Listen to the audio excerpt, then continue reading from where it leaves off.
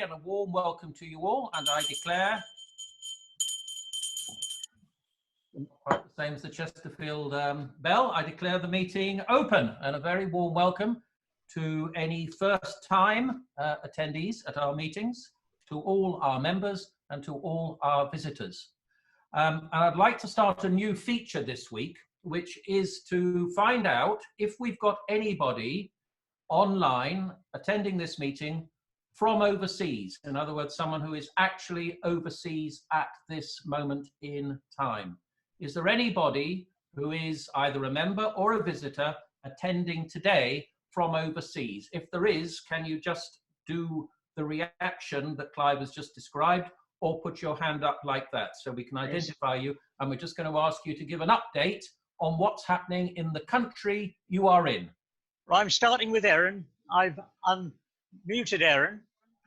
Hi, nice to be here. I'm actually a guest of Sabrina's today. She invited me to join the meeting for the first time, so thank you for having me. Excellent. Yes, and I am American, but I'm based in Italy, just outside of Milan. So, right. Can you tell us what's going on at the moment in Italy, please? Well, aside of a really big rainstorm, which you can probably hear in the background, other than that, no, we're as of last Monday, they started phasing us out of the heavy lockdown. So we're able to actually start getting back out, go for a walk, a run, and so some of the commercial activities have started opening up again. We're consistently seeing the numbers, going down with the number of infections with COVID and the number of deaths. So if that continues, then they expect that as of next Monday, they'll have a phase 2 of the lightening of the actual quarantine. And by the 1st of June, we're expecting phase 3, which would be that most of the commercial activities would be opened back up. Fantastic, Erin. And Erin, have you spent the whole time in Italy during this lockdown? I have, yeah. All right. Great. Toshi is here, I know, somewhere. There you are. Toshi, Hi, can you hear me? I'm joining from Tokyo. Tell us how it's going in Tokyo. What's happening in Tokyo at the moment? At this point, very similar situation with London, New York. So, but situation is getting better. All right. So you're out of lockdown, are you there, Toshi? Are the shops open? Yes. Yes? Yeah. Yes, yes. All right. And you are well yourself and your family? Yeah, I'm okay. And also my family is okay. Yes. Excellent. Thank you very much. All right, Toshi. Thank you very much. Anyone else, Clive? Thank you. Tim Moore. Hello, Tim. There we are. Okay, thank you, Clive. I'm in Brussels, and we've been locked down here since the 13th of March. We are now coming out today, and they have opened up the shops, and everybody wears masks. It's masks on public transport, masks when you go into the shop, and people are taking this extremely seriously here. The lockdown is a phased lockdown. They haven't opened the borders, so Belgium is constrained at the present moment, and it's a phase 4 phase lockdown, and they should come out of it in the middle of June. Is their plan. But there's a lot more activity in terms of cars on the road, and a lot of people are out exercising all day with their children. So it's very much normality is returning very quickly, and people are getting, I suggest, getting a little bit bored with being inside. Okay, fantastic. All right, Tim, that sounds like good news. Excellent. All right, anybody else, Clive, or is that it? Nobody else has identified themselves. I thought there were some others, but there we go. Okay, fantastic. Okay, I have news that both Roy Standen and Geo are keeping well. They are 2 of our very regular attenders at the Chesterfield, but we haven't managed yet to get them onto Zoom meetings, despite trying, but they are both well. And I should also report to you that Noam, we have now sent a card, or Nikki has also. He's here, he's on. Oh, Noam, are you here? We've been talking to him. Oh, fantastic. Where are you, Noam? I'm at home. Tell us about you. How are you now?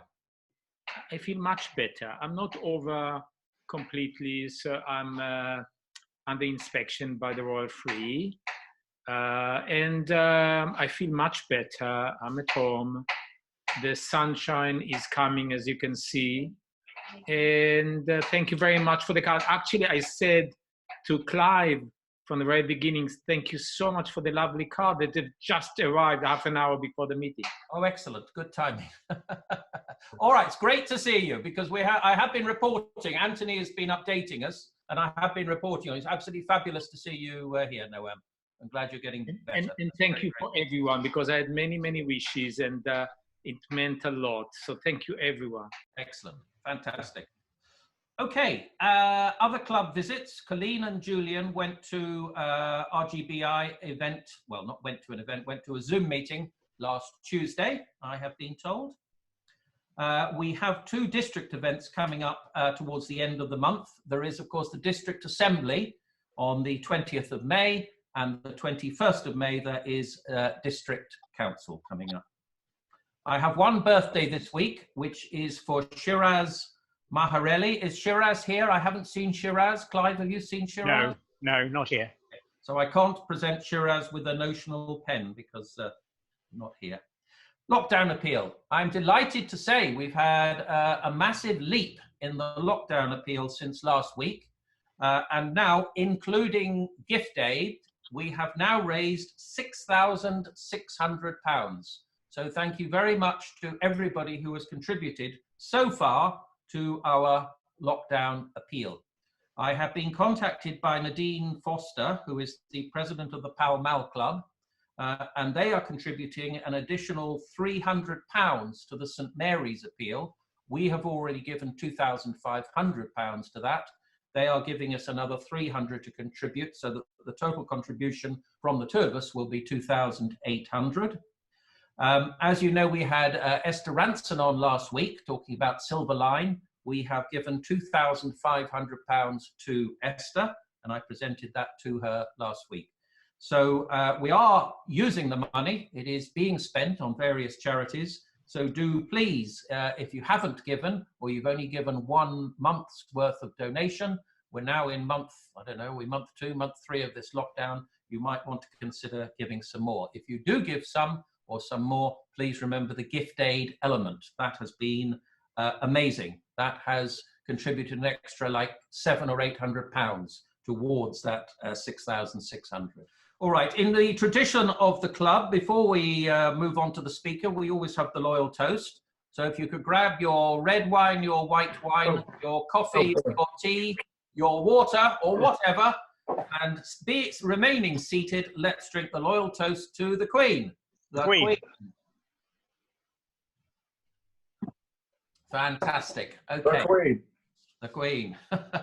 All right, I am now going to introduce today's speaker. Klisman Murati. Now, Klisman is a potential member of our Rotary Club of London. He is the founder and CEO of the Pangea Wire Group, a London-based research consultancy who advise global practitioners on contemporary challenges in geopolitics, business, technology, and defense. Klisman's experience in understanding and dissecting complex and multifaceted geopolitical trends has enabled the Pangea Wire Group to provide advice and influence leadership on social and technological developments. Klisman is an engaging and charismatic speaker who has spoken at conferences and also lectures has lectured at a number of intimate symposiums with world leaders, corporate executives, investors, and high-ranking military personnel. So Klisman, we look forward very much to hearing what you have to say to us today, and the floor is now yours. Thank you very much, Tim. Thank you, Clive, for inviting me to speak today. Just to make sure that I have everyone's attention, can I please have my screen shared to Clive? Is that possible? Just to check, did you say you wanted to share your screen? Yes, please. Klisman. Okay, let me. Sure, thank you, thank you. And in the meantime, we're going to do something that I don't think we've ever done at the Rotary Club, which is a technological innovation. So for that to happen, I need everyone to have their mobile phones close to them. And when it's time, I'll let you guys know when to use them. Just have your iPhones or your Blackberries, if that's still a thing these days. close to you. So when it's time, we'll be able to use them, okay? So let me just open this up. Can everyone see the screen okay? Yeah, they're all wonderful. muted. Wonderful, great, okay. So yeah, so on today's talk, as Tim mentioned, the work that I'm involved in is I help financial firms, I help defense companies, I also help departments of defense, world leaders also in understanding geopolitical events, understanding globalization, technological change, also societal change in different parts of the world. And I'm going to give you a little snippet of the geopolitical and the economic ramifications of the coronavirus and what it's done to the world of business, finance, and also in terms of geopolitics, something that I don't think it's mentioned too much in the news. And if it is, it's sort of brushed over by really saying it's going to cause issues with China and the USA, but not too much information from there. So these are just some images of the work that I've done in the past. So this is here me giving a roundtable to members of the Pentagon, members of the RAF, and some other members of different defense agencies on the issues of outer space, defense and security. Some images of me on television speaking on the Middle East, on Brexit here, on technology as Bitcoin, a keynote I gave at the Institute of Physics. I do a lot of keynotes also with my work. I also have a podcast which I've launched earlier this year in January called the Pangea Wire podcast. You can access that on any podcast platform, whether it's SoundCloud, Spotify, Google Podcast, Apple Podcasts and such. So if you're interested in that, then you can do that too. Some more images of me here speaking on Trump's tariffs with the EU, steel and aluminium tariffs. Some of the clients that I've worked with in the past. Here as well, this is some of my defense clients in the past here. Some like here. This is a picture that was actually meshed together by one of the tabloid newspapers when I speak on the EU, which is quite funny. So I think it's time to take out your mobile phones. And for this to happen, I need you all to open up your camera app on your phone. This iPhone, I think this works mostly with iPhones, but we'll try with other phones too. So if you have an iPhone, just open up your camera app. And we're going to see this working in real time. So if you use this throughout other talks, then I think it's a great innovation to use for people to be connected with newsletters or stuff, so you can totally avoid emails this way. It's really, really good. So I want you just to put your phone up to that barcode, and you're going to see a thing pop down on the top of your screen. So you click that as soon as you do it. And you'll be able to connect with me on LinkedIn directly there. So if you like the content of my talk today, if you want to continue the conversation, you're able to do that straight away. That shows if you have LinkedIn as an app on your phone, it works best. If you don't, then yeah, it'll show up as a way to download it. So if you've all done that, that's great. And also this one, you'll be able to scan this one too.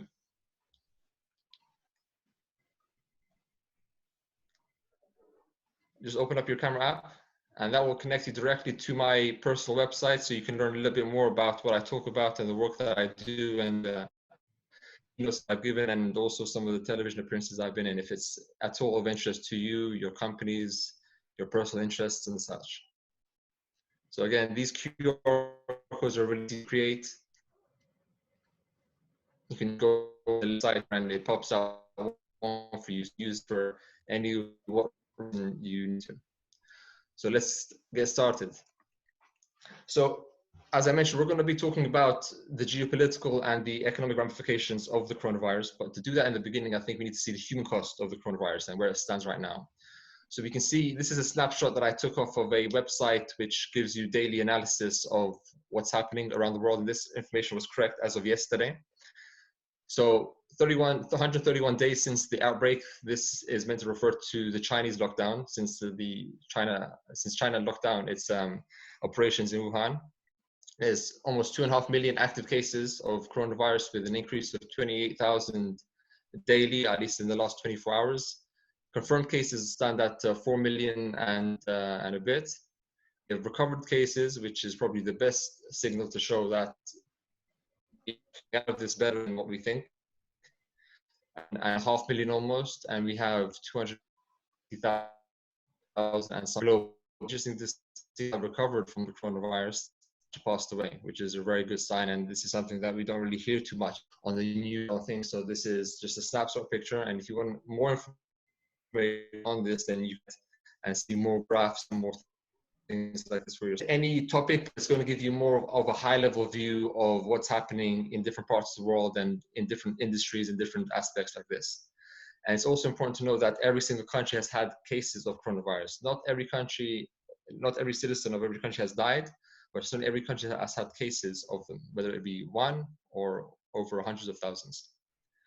So this is a quick graph which I pulled up, which was correct as of March the 13th, which shows the S&P 500, and it's the biggest sort of bear markets in its history, at least the deepest ones. And you can see here with a red line, the first one, coronavirus, is the deepest and the fastest drop in any crisis what we've had since at least the 1950s here, which really shows the severity in the stock market and shows how people's perceptions of what could happen in the future have really resonated in the stock markets too. And we speak very much of a V-shaped recovery when we look at the coronavirus. And this is a concept created by economists to really show in very simplistic terms how the stock markets, using the S&P 500 as a marker, will recover from this crisis. So a V-shaped one is when it goes down and it goes sort of up over time as a V. You have a U-shaped recovery, which takes a lot longer. You have an L-shaped recovery, which is a lot deeper. You have something called also a W-shaped recovery, which kind of recovers, then it goes back down and recovers again. So these are very simplistic terms, but we're going to go into why I think a V-shaped recovery in terms of financial recovery of the world is probably very unlikely to happen. And these are for very different reasons here. So if you look at the first reason, this crisis has really had a chance to sweep the world. Unlike other financial crises, we look back at the 2008 crisis, there were parts of the world which were hit, but not hit as severe as some others. But this crisis, it comes from a different source. It's a healthcare crisis. And we also have rates of recovery differing in different parts of the world. So let's say if we can see China now have said that they recovered quite well, because the world economy is a world of cogs. You can't rely on yourself to be rid of the virus for you to excel. Although China is very much out of the woods, they still need to sell to the world, and their demand has also dropped off a cliff. So we need to keep this in mind when speaking about recovery, that the world, at least the major economies of the world, need to be back on their feet before we can see any kind of recovery happening. Also, historically, nations who have come into this crisis have not come into this crisis fit and healthy either. We look here at Europe, for example, Italy and Spain, which came into this crisis with very high debt burdens. So given that these nations needed the most help from the ECB, the European Central Bank, and also Europe in general, as the ECB buys more Italian and Spanish bonds, their ability to repay these bonds, especially in times of crisis like this, seems very unlikely. So there's a lot of commentary that we may have bankruptcies or defaults happening with these European nations if the ECB isn't prepared to go the full way with these nations in Europe. And also looking at the structure of the ECB compared to something like the Federal Reserve. The Federal Reserve, if the Fed buys municipal bonds, for example, it's the Treasury which is on the hook. So it's the taxpayers of the US who are on the hook if a default were to happen. With the ECB, it's the case that if Italy defaults on any bonds, is it the responsibilities of the Germans? Is it the responsibility of the Dutch to bear the burden of another nation's mishandling of debt? This is something that has been discussed many times within Europe and is a contentious point within European geopolitical affairs and also economic affairs. Also, we see on the third point here, we use Warren Buffett and Berkshire Hathaway probably as an example, but other investors too are having a wait and see strategy. So no one's deploying too much capital right now in any big projects in any part of the world. Automotives have gone off a cliff in terms of its demand, for example, and other industries too have seen a freeze up of business. And also those who have the money, i.e. even family offices or big investment funds, asset managers, hedge funds, and as such, a lot of them are waiting to see what will happen in terms of health innovation to to help with this crisis. So a lot of money which would have been deployed hasn't been deployed right now, which again is slowing up the recovery. And this money which is invested takes time for it to bear dividends. So even when it is invested, we'll see probably a return on investment in the next few years. So that will see, again, a V-shaped recovery being ever so more unlikely to happen. We also need to take into consideration, we may see a new wave of disease coming in, and also what we have right now, a mutation of the disease, which is, I'm not a scientist by any stretch, but if we are correct in listening to our scientists, that this is something that could happen and has already happened in certain parts of Europe and the USA. So if we do somehow come out of this in the next few months, there's still no guarantee that we won't see a second wave of this coming in different parts of the world, which may hit the economy even more and stretch out that recovery to be a very long U-shaped one.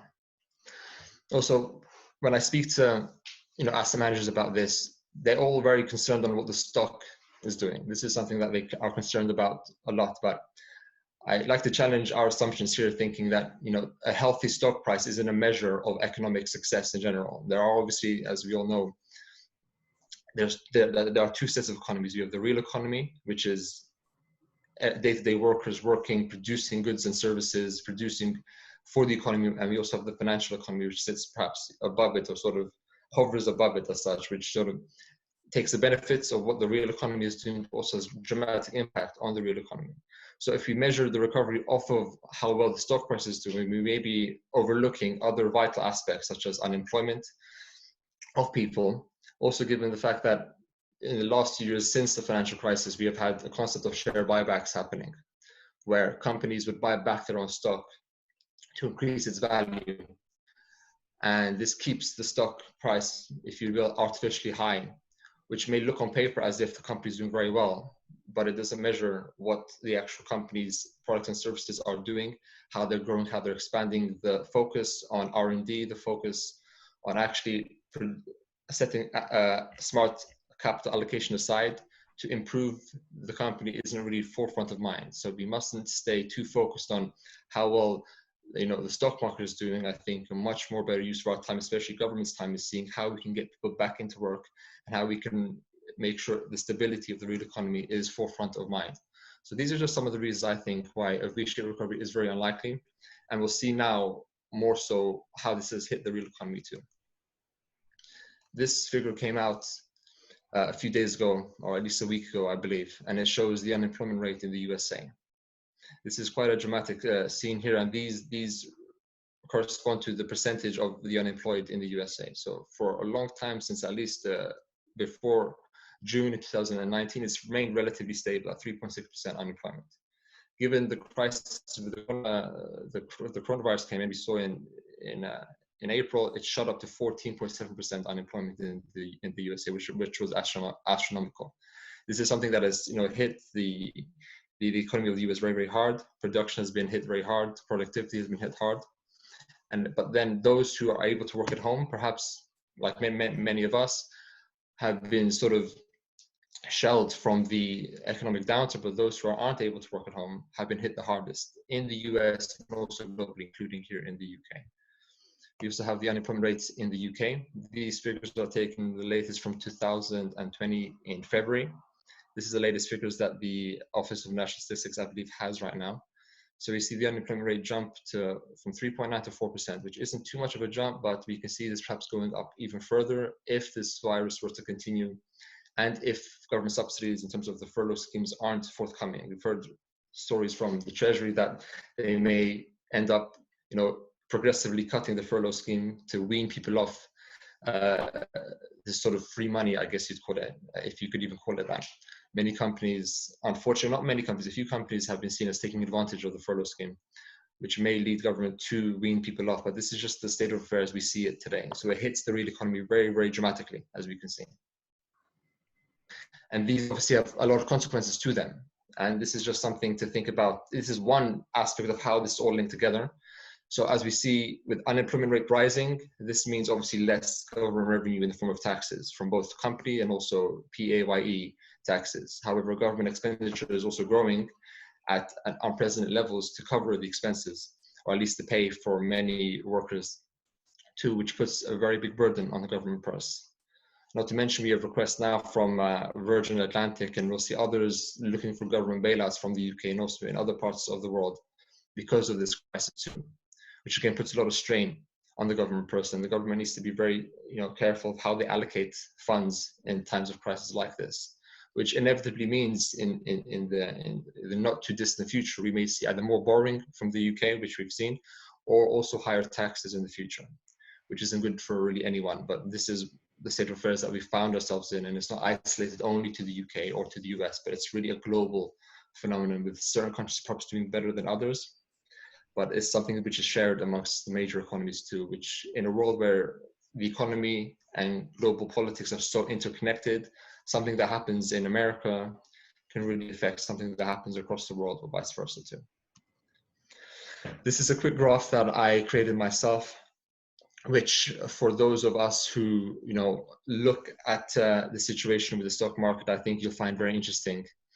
And this graph shows a connection between the S&P 500 with also the unemployment rate in the USA. We can see from the beginning of the first from January 13th this year, it's where it's measured from. We see the stock market doing relatively well, and then as word hit that the coronavirus came into play, we can see a big dip. And for all of us who invest in the stock market, we saw that ourselves in our own portfolios. But what is interesting to see is after the dates here 2020, 03, 09, we saw convergence and also perhaps a decoupling of two of these factors. Typically, what you typically see is that when unemployment is high, the stock price also decreases because they're relatively connected. But what we see here is that when unemployment rose to the levels we saw in the USA of 14%, we also saw a lag, but also a very noticeable increase in the S&P 500 too, which shows it doesn't really make sense. Why would the rate of unemployment increase also lead to the stock price being high too? You may give this reason to say that unemployment rates are regressive, so they look at what's happened in the past. So hopefully, we see these figures going down over time, and this is what the stock market is betting on. But that's no guarantee that that's what will happen in the future. So this is very strange to see. This is only one of the graphs which my firm has sort of picked up and trying to analyze and see how we can move forward from this. There is sort of ideas going around that, the financial economy and the real economy are just so disconnected now that the financial economy sort of does what it does by itself without any clear correlation with what's happening, in the real economy, which is a strange thing to see. But this is an example of how this has really thrown the world into a mess and into a confusing time. Now, this is a very interesting concept that I've worked with different clients on, and it's to see sort of the different kinds of responses that we see. And there's 3 different levels of responses that we see happening in the world today. We can divide them up as an individual response, a government response, and also an international response. And the most homogeneous of them all, the one that we see everyone agreeing upon really, is we see the individual response being that the whole world has now taken up a policy of self-isolation if you believe you have it for 14 days, or you social distance when you're out and about. That's something which has been agreed upon by all. So there's really no need to go into that.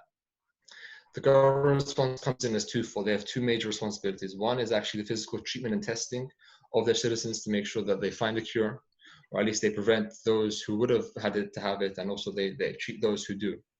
Also, they have governments and also central banks have fiscal and monetary necessity to respond to this crisis too, which we saw a little bit about that in the slide previous. We see also central banks around the world lower interest rates to record levels to try to make corporate debt cheaper, to hopefully make people jump back into work and invest, which I think isn't really happening too much now. We see that central banks around the world have given it all they've got, and they haven't managed to bump the economy back into action, simply because the response we need right now isn't a monetary response. We need a healthcare response which actually finds some sort of cure, finds a way for people to get back into work and to get the wheels of the economy moving again. So the actual impact of central banks at this time is really mute, unfortunately. And we have also, thirdly, at the apex of the pyramid, the international response. And there's a question mark there for a reason. this is really something that everyone is asking themselves. What is the international community doing constructively together to really help form an international response to this crisis? And from our analysis, not too much has really happened. There has been calls by certain world leaders, such as Modi of India, to really form a consensus or form a G20 response to this crisis. But because each nation is fighting the virus on its own terms in their own borders, the census turned more inward into making sure that they have the supplies needed and they have the medical equipment needed to fight this. Also, not all world leaders, especially, let's use a somewhat homogenous group such as the EU. Even within the EU, there is no common understanding, or common theme, or common idea of what to do to respond to this crisis as a collective. And in fact, many EU nations have fought amongst themselves to get the most money out of the EU for their own nations to help fight this response. So instead of working cooperatively, there's been a sense of, sort of a Hobbesian sense of a state of nature that has emerged, where everyone's in it for themselves and they're trying to hedge their bets and trying to find a cure and trying to find a way to help themselves as opposed to working collectively with each other. The major way in which I see this playing out in terms of world affairs is the relationship between the US and China, which is a very, very important relationship, but one that doesn't perhaps get the attention it needs. It does so by big strokes such as the Thucydides trap idea between the two, and as a rising power, as a rising power will ultimately fight a declining power when the time comes. But I think there's something more to say about this relationship, and I think right now what the world is doing, or what China specifically is doing, is they're trying to shape the narrative, because what people believe about this crisis in the future will really determine what the future state of international relations will look like. We have other cases, such as in different parts of the world, where there have been curfews on fighting. For example, in Libya, the government of national accord, which is the UN-backed government in Libya, have called a ceasefire to all their troops after 6 p.m. And also Khalifa Haftar's forces of Libya have also caused a ceasefire after 6 p.m. for fighting to stop. But in terms of the major issues is the China-US response. And we see a great example of this in the EU. The EU recently, and I will put a link somehow if you want to message me, I'll send you the link to the article, where it spoke about the EU was writing a report on what they believed was the cause of the coronavirus and what nations could have done better to stop the spread. And in this original report, they heavily look into China's response and their actions in warning the world about the coronavirus and putting in measures so the world had enough information at the right time. And the Chinese officials got wind of this report, and they actively lobbied the EU to change the actual scope of the report. So it reflected a more perhaps favorable view of what China was doing within the eyes of the EU. And those higher up in the EU, there are sort of theories where they wanted to make the report less sort of attacking towards China, because they were hoping on favorable trade terms after they came out of this crisis. So they managed to soften the language with much protest with the analysts and others within the EU's body who's writing this report. So this is a quote from the article here, which spoke about the negative aspects of essentially self-censoring to appease the Chinese Communist Party. This was something which is really happening within the EU, and a lot of conversations happening towards how do we form a response to this crisis, which is a global one and one that affects all EU members and all potential EU members also. And we also have the second part of it here saying this is an example of how sort of the language was altered or changed really. So the original report said the European analysts had assessed a continued and coordinated push by official Chinese sources to deflect any blame. Now, after the intervention by the Chinese, this changed to we see a continued and coordinated push by some actors, including Chinese sources, to deflect any blame. So although it's subtle, this has happened throughout this report, which really tries to show China perhaps in a more favorable light than what others would like it to be in. This is only one aspect. This has been shown, and also that Xi Jinping has sent sort of a mandate to his ambassadors and to the ambassadors to China to really quell any criticism of China's response in any country in which it arises. And there's been many instances within Europe also, where there has been accusations by journalists and also by the official line of different governments to really put the light on China and Chinese ambassadors fighting against this. Not to mention the issues that many African nations, including Ghana, we have here, including Ghana and Nigeria and Uganda and others who have lambasted their Chinese representatives for the ill treatment of their citizens within China, within Wuhan directly, accusing the Chinese of racism perhaps, or of looking at them in a much more negative light, not allowing them to stay in hotels and in their homes, leaving them homeless because they believe they have the coronavirus, which it doesn't do well for anything in international relations when you have such animosity. So it's forming this narrative, which I think is the macro view, and this is something that we will see developing as time passes. But we see, for example, President Donald Trump, restricting funding to the WHO because they see them quite leaning into China and in China's position of how this really played out. So this is an aspect which I can go a lot more deeper into the Q&A if you want me to, but this is, I think, enough right now to cover this topic. This is the last slide, and this is something I find very interesting too. We have here a snapshot of the fiscal break-even oil price. Now, what does this mean? This shows at what price oil needs to be for each nation per barrel for each respective country to balance their budgets. So very simply, we can see that for Iran, the price of oil per barrel needs to be just under $200 to manage a fiscal break-even. So to balance their budgets at that price. Anything more is surplus, which is great, but this is just to balance their budgets. To break even, as the title says, this is what oil needs to be at. Russia's probably in the best position here, with oil needing to be at just under $50 a barrel for them to manage their fiscal break-even too. And these are just some nations within OPEC here. But if we see oil has done many unsuspected, many crazy things in the last couple of weeks. And right now oil stands right here at $24 a barrel. Now, for those of you who know the oil market, you know that this doesn't bode well for anyone, any oil producer. But for those of us who may not be too familiar with why this is important, this really shows that if oil isn't where they need to be, countries will run a trade deficit, which means they would have needed to, they import more than they export, which isn't good for their economies and for their balance sheets.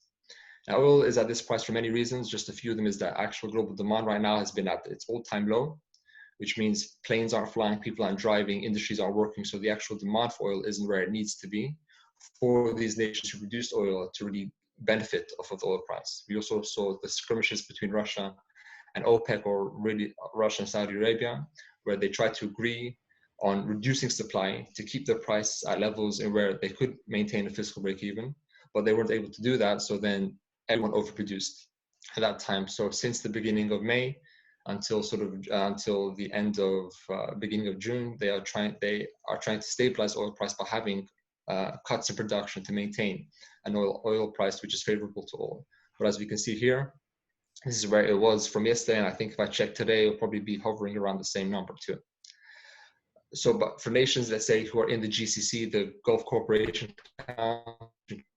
Bahrain, Kuwait, Oman, and others, those who have a sovereign wealth fund, so any time where there was a surplus in their budgets, they took that money, they invested it, they have it as a cushion for times like this, sort of a saving spot for us individuals, where they can dip into and they can use. But nations such as Iraq, for example, who don't have a sovereign wealth fund and who are already facing a lot of trouble within their own borders, such as protests right even before the coronavirus happened due to what they believe was a corrupt government, protests on the streets, unemployment, which was at an all-time high then, which it currently still is and going even higher.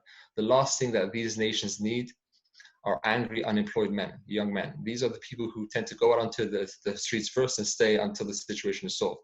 We can see this in different parts of the world, especially within the Middle East, where the economies are really heavily based on the export of oil and also other commodities, which right now aren't being sold anywhere because there's no demand for them. So they're sitting on stock, they're sitting on stockpiles or products or produce which they can't export, especially perishables, which if they don't ship out soon, they die and they rot. So they're in a place now where they need to find markets to export them to. But since no one's on their feet and moving again, this is becoming very difficult for them to do.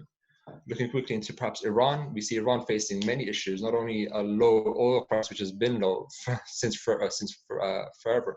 The highest oil has been probably in 2008, where it reached $136 a barrel. But even then, it wasn't enough to keep Iran's fiscal break even. So they were already at deficit when oil was at its highest. And this fiscal break even increased since sanctions have been put on Iran in 2015-16 by President Trump. So the compounding effects of sanctions and the compounding effects of a lower oil price, also compounding effect of protest and people in Iran not being happy by leadership. We saw protests a few months ago, and also an underlying latent sense of frustration because of this coronavirus. So all of these factors put together in a place like Iran really has a big impact, or potentially could have a big impact, especially if, for example, the Ayatollah were to pass away because of the coronavirus. He is in a high-risk group of people being elderly, perhaps even having underlying conditions. So imagine what would happen if some of these older world leaders were to pass away. This could put a big, a wrench in the geopolitical machine for their region too. So this is something to keep in mind. We saw scares earlier of Kim Jong-un of North Korea, and I imagine this were to happen in North Korea or also other flashpoints around the world. This could cause detriments to, or a shifting geopolitical landscape for those respective places. So I think I'll end it here. This is again my website and my email address if you want to contact me moving forward. But I thank you all for listening, and I'm open to any questions you may have. Klisman, thank you very much indeed. Absolutely fascinating. I'm sure there'll be some questions, and as usual, I'll hand over to Clive, who will facilitate the questions. Clive. Thank you, Tim. Klisman, can you just take your screen share down, please? Yeah, and then we can see everybody. That's it. Well done. Did you do it? Wonderful. Yeah, thank you. I think I managed to do it. Yes. Oh, good, man. Now, yeah, I think you have to do that. Wonderful. Can I say, if you wish to ask questions, if you could just use the little indicator under reactions, then I can go down the list and I will call you. I've unmuted Tim Moore. Tim? Thank you. Thank you very much for that. Very interesting. You didn't mention inflation. And one of the things that I would be concerned about, particularly in the United Kingdom, would be what happens after lockdown is finished. What's your view about inflation at that particular stage, with prices not stable and open to the market forces? I think it's very difficult. That's a good question, Tim, because these are questions that a lot of people are asking themselves, especially business owners who rely on a stable economy to really get their products and services moving. Honestly, I don't really have a stable answer for that. It really depends on how long this lasts. We saw, this is perhaps the best time to give this talk. We saw yesterday Boris Johnson giving his assessment of what the easing of the lockdown measures will mean in the next few months. Really, if lockdown persists for any longer a time, then businesses won't be able to produce, which means central banks will need to, again, try to intervene to do what they can to keep the economy moving. I really don't have any real analysis on that side because we don't have any facts set forth with any predictables right now, Tim, you see. So it's very difficult to even give an assessment. I could give one, but it could be wrong, which doesn't really give any real value. So on that side of things, I leave it to the economists to really answer. My side of business is seeing the geopolitics angle and also how things like the geopolitics of oil and the such will affect industry. But having a stable inflation measure is important, as we all know. But it really depends on what happens. If they find, for example, a medicine or a vaccine or something which helps this, then we can see business come back a lot faster, which then we'll see the move of business happening a lot faster as well. So on that point, I can only really remain mute and hopeful. Thank you. Anthony Newton. Anthony, would you like to address your question, please? Thank you, Klisman. Can you hear me? Yes, I can, Anthony. Thank you very much for an excellent, really fascinating answer. My question is perhaps an uncomfortable one, a controversial one. Mm-hmm. If you were asked to advise a foreign government who is interested, let's say, were inimical to this country or to Western Europe, and you accepted that brief, what would your advice of an aggressive, positive nature against that be? Now, I need to ask more questions to make sure my answer is a lot more defined right now, because this is obviously a hypothetical, but what would I be advising them against? Would I be advising them of how to cooperate with other allies? Would I be advising them on how to cooperate with perhaps adversaries?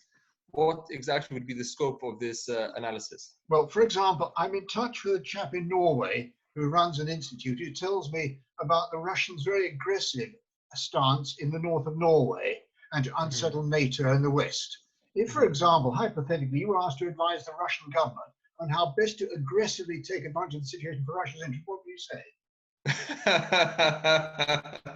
I don't think President Putin needs any advice from anyone really right now with how to behave. But on the fact of Russia, actually, I just only a few days ago gave a pre-recorded lecture to the RAF Museum on sort of aspects of outer space and sovereignty. But something which I can't comment on in terms of Russia's position on international affairs. This is something which I think is very interesting for anyone involved in geopolitics.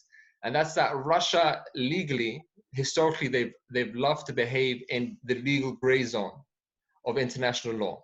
So their actions, for example, even when they annexed Crimea, for example, or also when they managed to poison the ex-spy with, what was that, with Novichok in the UK? Also with their cyber hacks with the DNC, for example, in America, they've always managed, their international lawyers were very smart in producing measures and countermeasures, which really play in that gray zone international affairs. This is good for two reasons for them. One, it's very hard to attribute blame, and also what law they broke, which is very hard to build an international consensus against them or against any player which behaves in the gray zone. And secondly, to be able to respond effectively, the nature of the first attack needs to be clear in order for you to have any real ability of countermeasures. Anyone who is an international lawyer knows, countermeasures, what that means, but it's the legal ability to respond in kind to illegal actions happening upon your own sovereign space. Russia has been able to really take advantage of this chaos in different ways. We mentioned the skirmishes with Norway, but also amongst the Baltic region, there's been a buildup of NATO presence to make sure that Russia doesn't expand any further, which they have done already. So they are in a position where in any normal time, without this coronavirus, they would behave in a very different way. But I think we see in Russia, we also see, for example, with Saudi Arabia and Yemen. Saudi Arabia have also tried to retreat out of Yemen. Given that Russia was in a very crucial period now where they were going to sign into law Putin's ability to reign for an extra 4 to 8 years in law, this has been put on the sidelines because coronavirus took importance first and foremost. Now, if your friend, whoever needs more advice on that, it would really depend on what exactly they're looking for.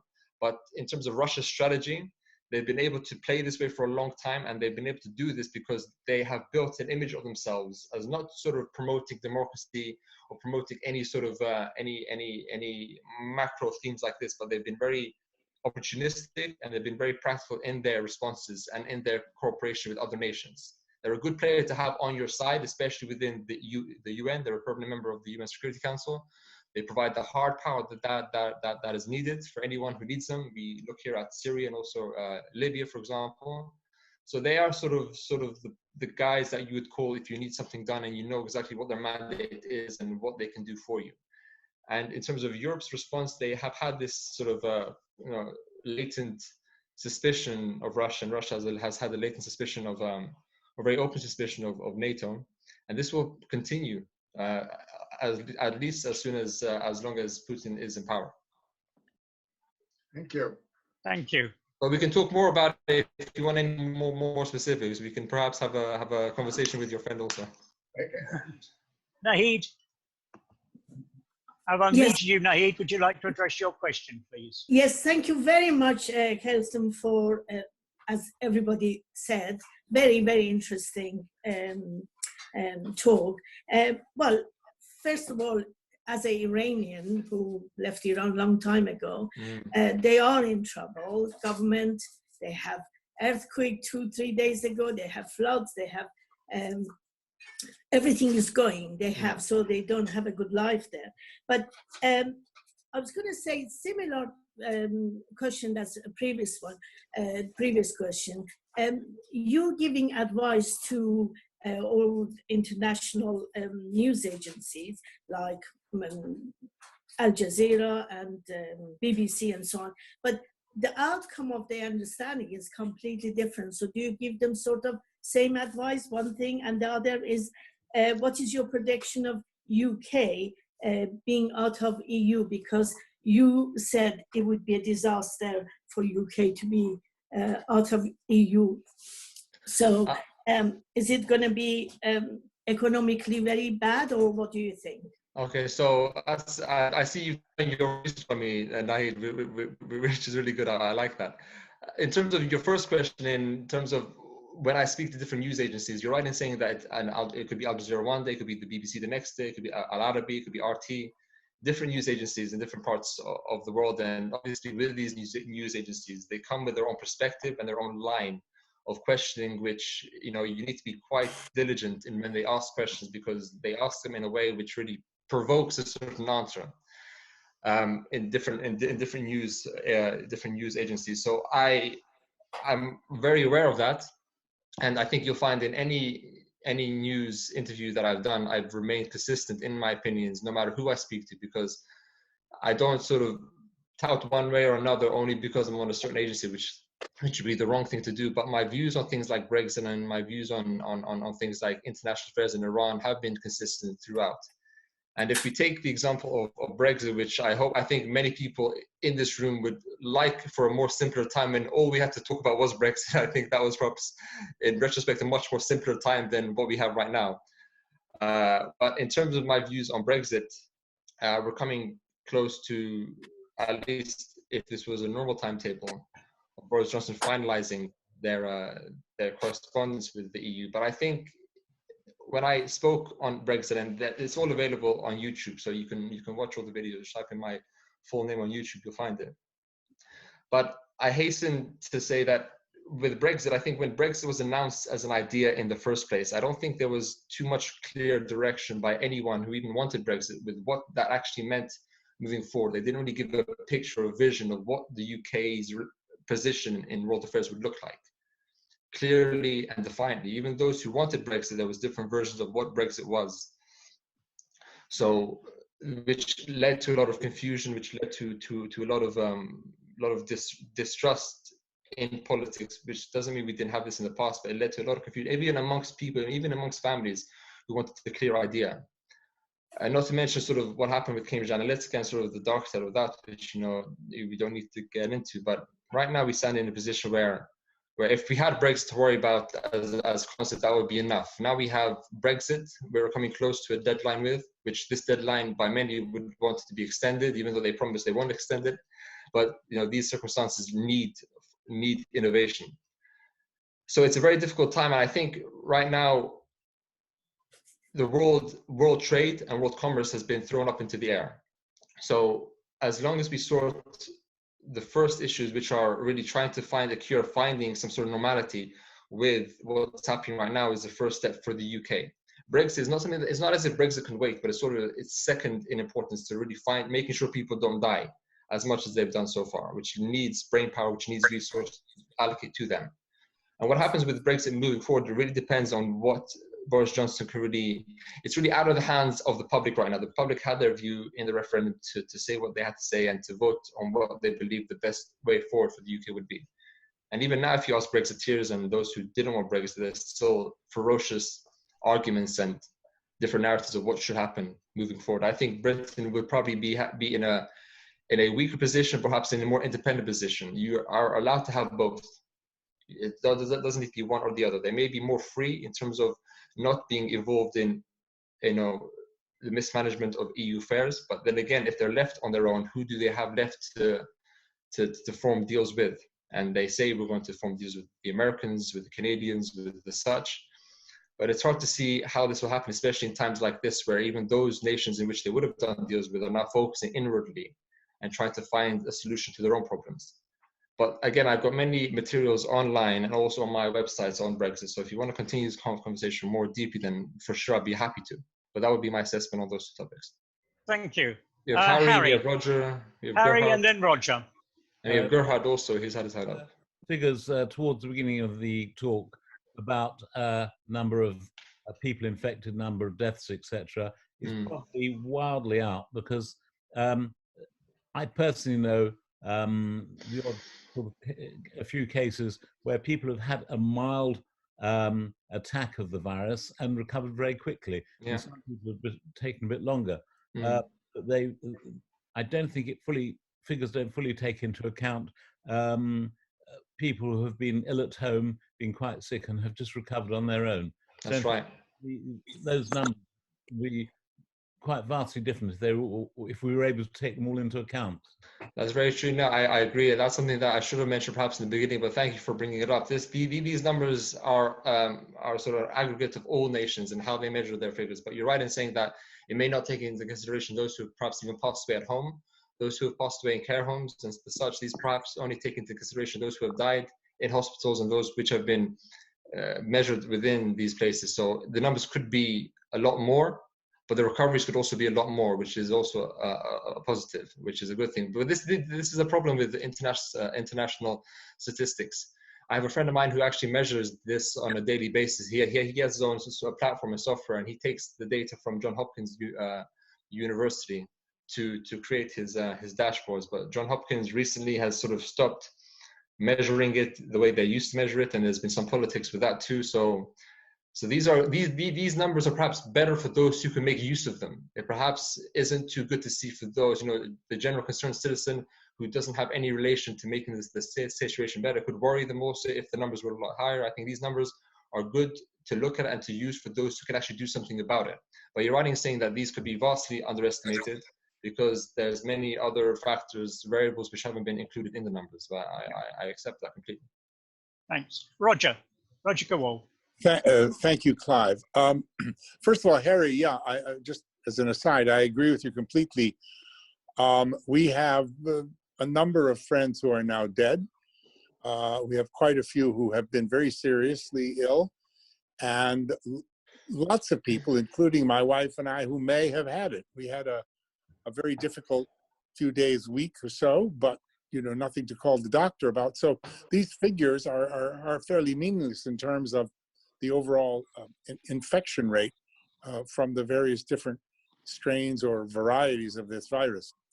Klisman, thank you very much for that. That was extremely enlightening. What I'd like to ask you about two things. Well, I was asked about this in an interview on American radio on Friday, and I referred to an interview I gave to Forbes magazine 4 years ago, in which I said that this country, the UK, is the best in the world in making lemonade out of lemons. I didn't really care which way it goes, remain or leave. We would come out of this well, we always do.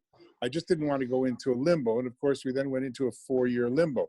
Now, everything seems so different. You're quite right. We'd rather have Brexit as a problem these days than this. But what I want to ask you is this, is given all of that and the way things have changed, do you not feel less of a Remainer or whatever, not to use labels, but do you still support Brexit in the face of the richer countries in the EU refusing to at all share the burden of all of this with the so-called pigs, Portugal, Ireland, Italy, Greece, and Spain? And was the straw that broke the camel's back for you about how invalid the European Union is as a union, with them actually extracting what they actually extracted at the insistence of the Chinese was the simple statement that the virus began in Wuhan. The Chinese wouldn't even have that, and the EU leaders took that out to the consternation of many people. Don't those two factors, that they're a union, but they won't spread the debt amongst themselves and support each other, and they would be dictated to by a foreign power as to making a simple statement of fact about where a pandemic began. Is that enough not for you to say, as I do today, wow, am I glad we're out of that? Yeah, I understand. That's a very, you formed the question in a very good way, Roger, and I thank you for that. You laid the foundation to what I'm about to say. I mean, let me start. Can I just add one thing? Yeah, for sure. It just popped into my mind. When I interviewed Gordon Brown some years ago, and he was complaining that he hadn't had recognition for this and that, I said, I'll tell you one thing, Mr. Brown, it's due only to you that we're not sitting here upstairs of the canteen in PCH here in Parliament paying for our lunch in euros.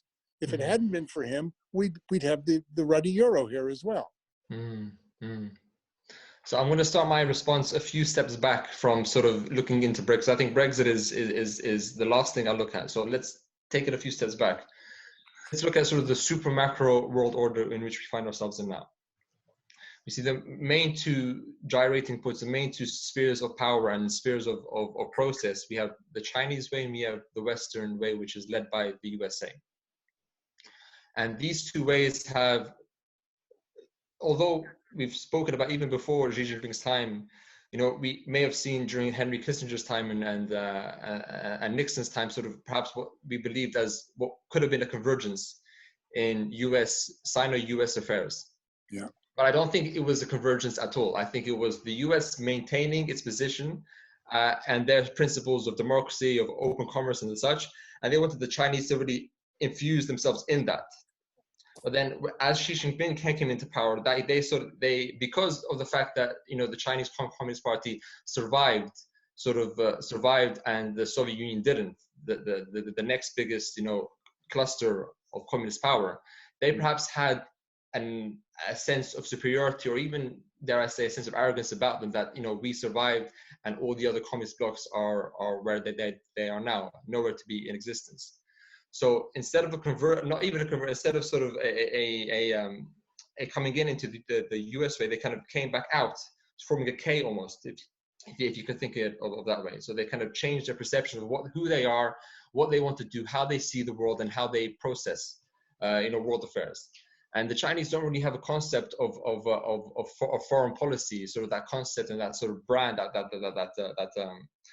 the idea that what we have in the West, foreign policy isn't really a concept that they use. They have a sense that it's the Chinese way and it's the other way, the way the world works, you see. It's the direct opposite of French diplomacy a couple hundred years ago. It's very much their own brand of power.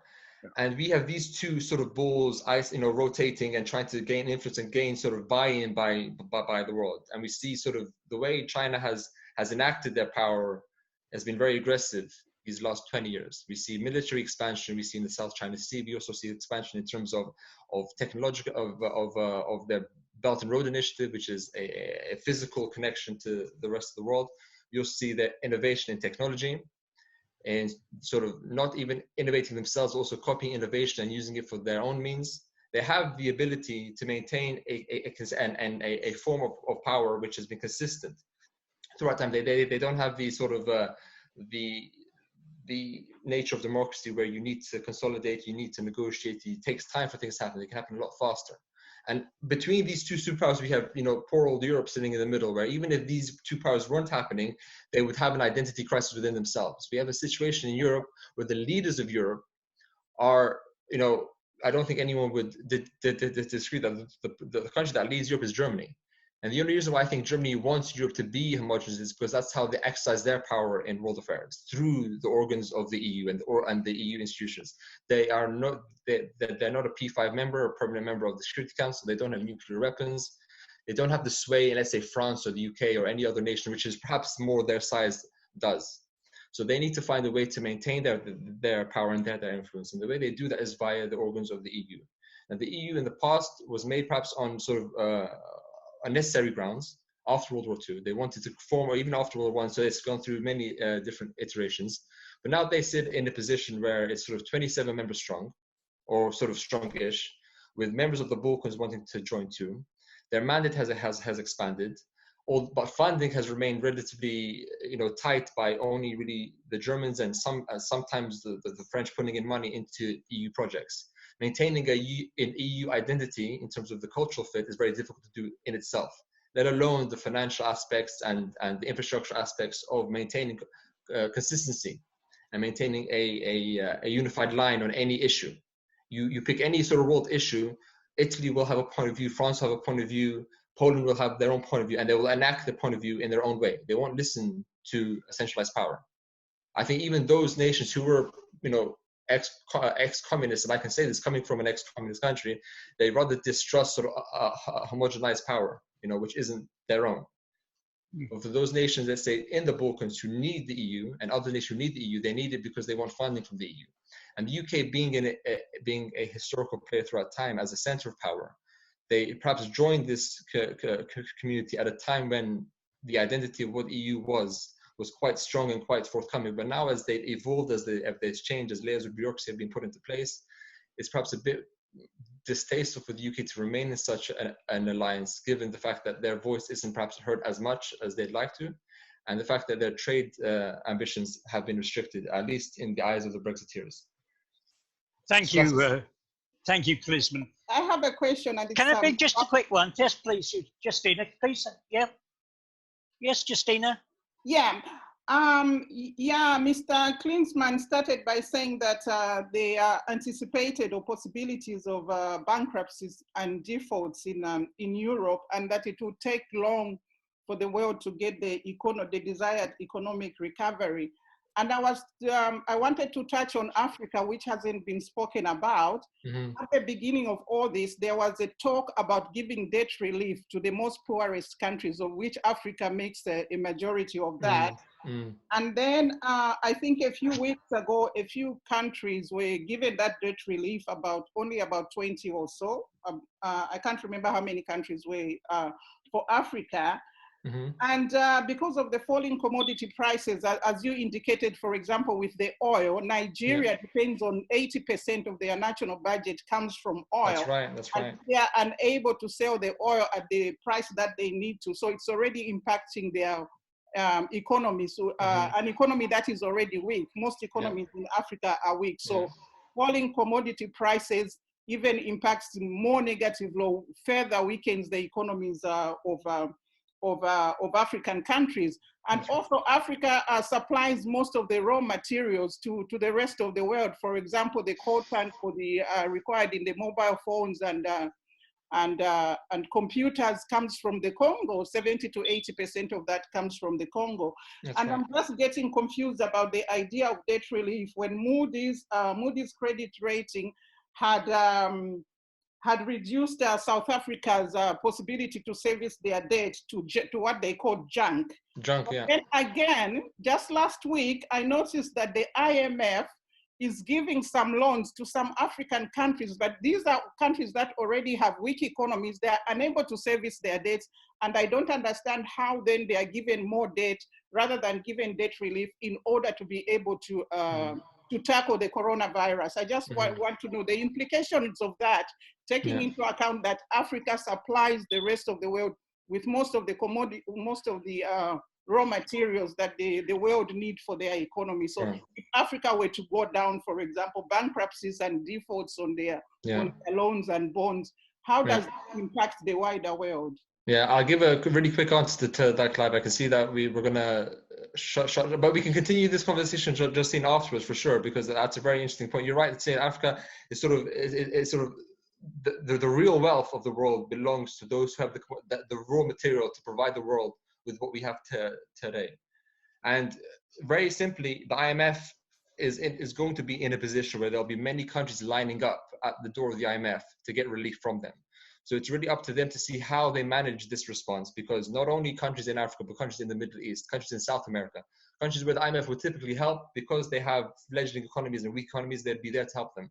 We're going to see a long line, just like we see outside of Tesco's and Sainsbury's now when we stand in line for the IMF and also the World Bank and other big players. Now, if they are not able to service this will really leave a gap which needs to be filled. Either that gets filled by the West or it gets filled in some way by China in the way that they see themselves implicated in this mess. But you're right in saying that it's really up to what the IMF decide is important right now and how they manage this. Historically, they haven't really been too good at managing it, really putting austerity on countries to finance all these measures. And I can give you numbers of nations which has happened.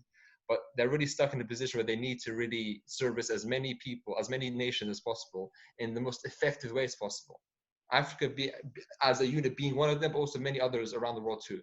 But we'll continue this afterwards, Justine. If you've added me on LinkedIn, we can continue. We'll talk via phone or whatever, for sure. Thanks very much. And everybody, I'm afraid we've got to call it to a close now. It's now 2 o'clock. Klisman, I have the honor to give a vote of thanks to you. I have to say, I think your breadth of knowledge, your wealth of knowledge is quite incredible. There was not anything that you were not able to deal with comprehensively. And more importantly, you haven't got any particular agenda that you wish to plug. So often we hear commentators who have their own agenda and they wish to present facts in a certain way to fulfill that agenda. You've been totally open, totally fair in everything that you've said. It's been the most interesting talk, most comprehensive talk. Thank you for all the preparation that you went to prepare all the various slides and things, which is very much appreciated.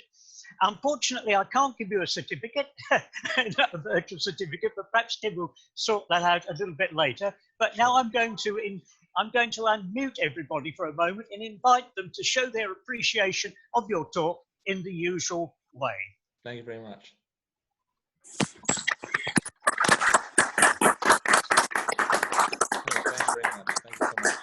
Thank you very much, Klisman. And it's funny that Clive should mention your absolutely fabulous. Thank you very much, Klisman. Very interesting talk. All right. For members of the council who are still on here, we have a council meeting that will start today at 2:30. Please sign into Zoom on the same link that you used this morning. Now, next week, we have a scheduled speaker. And the scheduled speaker is retired Rear Admiral Nick Wilkinson, who's been introduced by Anthony Newton. His subject is called In No Man's Land, the Government and the Media. And he was the secretary of the D-Notice Committee. Now, I had no idea what the D-Notice Committee was until I Googled it today to find out what it was. And for those of you who don't know what it is, the D-Notice Committee is a sort of not quite public, yet not quite secret arrangement between the government and the media to ensure that journalists do not endanger national security. So it's about the media and journalists. That's another aspect of COVID, because we've dealt with the medical side, we've dealt with loneliness, we've dealt with depression, and today we've dealt with economics. Next week, we're going to look at the press. And are they in any way being gagged? I don't think they are. It doesn't appear so. But are they possibly being gagged? In which case, it might well be done through this D-Notice Committee. Clive, thank you very much for hosting this meeting, as ever. I would like all of you one more time to grab your glasses, your drinks, whatever you may have. And we will have our final toast today: Rotary and peace the world over. Peace the world over. Thank you so much, everyone. See you next week. This meeting closed. Thank you. Thank you. Thank you. Thank you. Thank you very much. Good week and a safe week. Thank you.